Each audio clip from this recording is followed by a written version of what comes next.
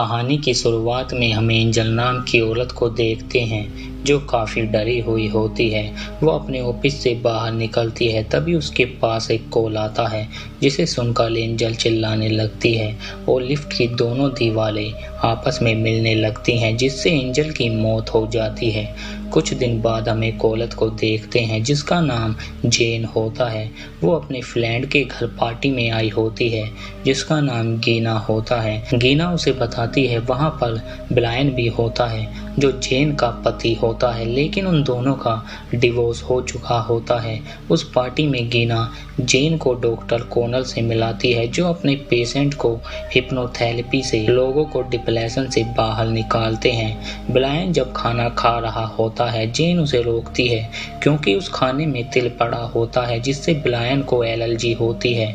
उस रात डॉक्टर कोनल जेन को अपना कार्ड देकर वहां से चला जाता है। पार्टी खत्म होने के बाद जेन टैक्सी का इंतजार कर रही होती है और वहां ब्रायन भी आ जाता है। कुछ साल पहले जेन का मिसकैरेज हो जाता है जिससे वो दोनों अलग हो जाते हैं, लेकिन अब भी वो एक दूसरे को पसंद करते हैं और उस रात जेन ब्रायन के साथ चली जाती है। अगले दिन जेन गीना से मिलती है। जेन अपनी जिंदगी में काफी डिप्रेस होती है।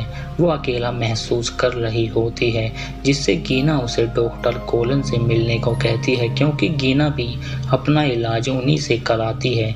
गीना के कहने पर जेन डॉक्टर कोनल के पास आ जाती है, लेकिन वो देखती है वो बिल्डिंग पूरी खाली होती है जहां उसे एक लड़की मिलती है जो डॉक्टर कोनल से अपना इलाज कराने आई होती है और जेन कोलन से मिलती है। कोलन जेन से ब्रायन और उसके रिश्ते के बारे में पूछता है, जिससे कोलन को पता चलता है जेन का मिसकैरेज हो जाता है। कोलन ये सुनकर जेन को हिप्नोटाइज करने को कहता है, लेकिन जेन का ये पहला ट्रीटमेंट होता है जिससे जेन को डर लग रहा होता है। कोलन उसे ध्यान लगाने को कहता है। जब जेन होश में आती है उसे 1 घंटा 3 मिनट के बराबर लगता है, पर जेन को 1 घंटे में जो हुआ होता है उसे कुछ भी याद नहीं होता। जेन को कोलन के पास जाते हुए 6 महीने हो जाते हैं। वो काफी खुश रहने लगती है, पर जेन जब भी सपना देखती है वो अपने साथ कोलन को देखती है, लेकिन वो केवल एक सपना होता है।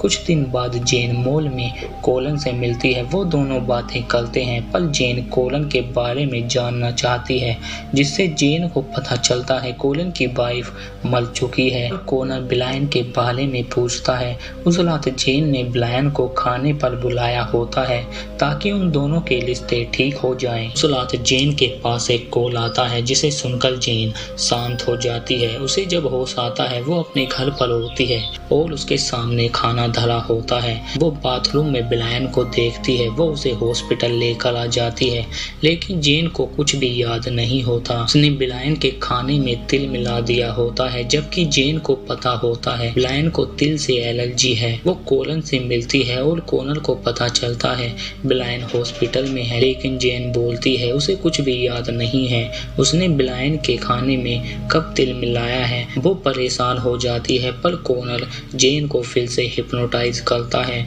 वो अपने आप को एक रूम में देखती है जहां कोनल उसके साथ बिस्तर पर होता है। वहां से आने के बाद जेन को अपने घर पर सामान की पर्ची मिलती है, लेकिन जेन को उसके बारे में कुछ भी याद नहीं होता उसने ये सामान कब खरीदा था। तभी जेन को उस कॉल की याद आती है, जिसे सुनने के बाद वो ब्रायन के खाने में तिल मिला देती है।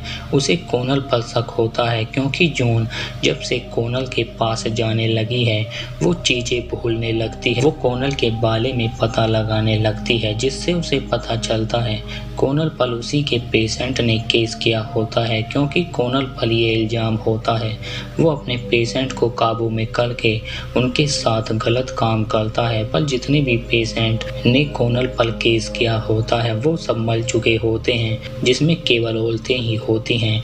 वो ये बात गीना को बताती है क्योंकि जेन को लगता है कोनल ने उसके दिमाग को काबू में किया है, जिसकी वजह से वो चीजें भूलने लगती है। वो दोनों कोनल के पेशेंट के बारे बारे में जानने के लिए एक डिटेक्टिव से मिलते हैं, पर वो सब पेशेंट मर चुके होते हैं जिन्होंने कोनल पर केस किया होता है। लेकिन डिटेक्टिव उन लोगों को एंजल नाम की औरत की एक वीडियो दिखाता है। उसके पास एक कॉल आता है और अगले ही पल वो चिल्लाने लगती है, जिससे उसकी हार्ट अटैक से मौत हो जाती है और वो डॉक्टर कोनल की पेशेंट में से एक होती है, जिससे जेन को भी समझ में आता है उसके पास भी एक कॉल आया था, जिसे सुनने के बाद वो अपने ऊपर काबू छोड़ देती है। वो दोनों बाहर निकलती हैं और ये फैसला करती हैं वो डॉक्टर कोनल के पास नहीं जाएंगी, पर जेन कोनल के खिलाफ सबूत लाना चाहती है। वो ट्रीटमेंट के दौरान अपने फोन की रिकॉर्डिंग ऑन कर देती है। हिप्नोटाइज के बाद जेन जब उस रिकॉर्डिंग को सुनती है,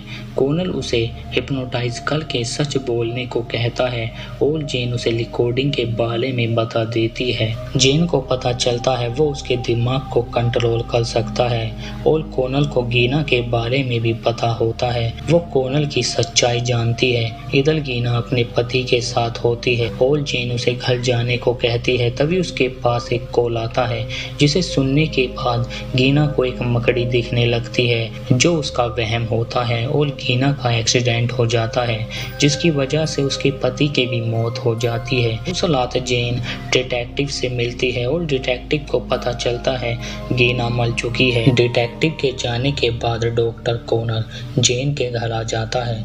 वो उसे देखकर भागती है, पर वो उसे रोकने को कहता है और जेन एक जगह रुक जाती है। वो उस पर पूरी तरह काबू कर चुका होता है, क्योंकि कॉलिन को जेन के अंदर उसकी वाइफ दिखती है, जिसकी वजह से वो जेन को पसंद करता है। लेकिन कोनल को पता होता है डिटेक्टिव उसे पकड़ना चाहता है और कोनल जेन को हिलने को कहता है और वहां से चला जाता है। वो डिटेक्टिव को कॉल करती है। जब डिटेक्टिव अपने घर पर होता है, उस पर कोनल की एक पेशेंट हमला करती है, क्योंकि वो कोनल के काबू में होती है, लेकिन वो उसे बेहोश कर देता है। डिटेक्टिव हॉस्पिटल में होता है, जहां जेन भी होती है।